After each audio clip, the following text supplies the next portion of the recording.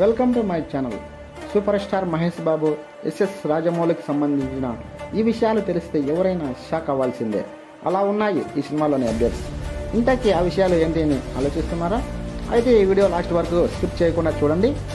ప్రస్తుతం ఇండియాలోనే star director అయినటువంటి ఎస్ఎస్ రాజమౌళి గారు మహేష్ బాబు సినిమా చేయబోతున్న సంగతి మనందరికీ తెలిసిందే. ఈ సినిమా మీద ప్రేక్షకుల్లో అంచనాలు మామూలుగా లేవు. ఇప్పటికే ఈ సినిమా రైటర్ అయినటువంటి విజేంద్ర ప్రసాద్ గారు ఈ సినిమా కథ అంతా ఒక అడవి చుట్టూ తిరుగుతుంది.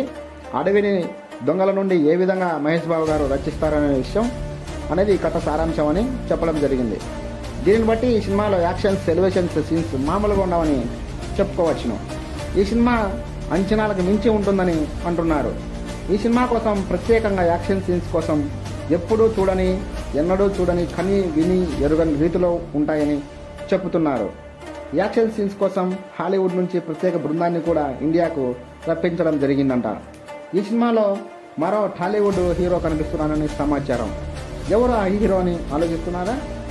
అయితే మన రౌడీ బాయ్ విజయ్ దేవరకొండ ఒక ప్రత్యేకమైన పాత్రలో కనిపించడాన్ని తాజా సమాచారం.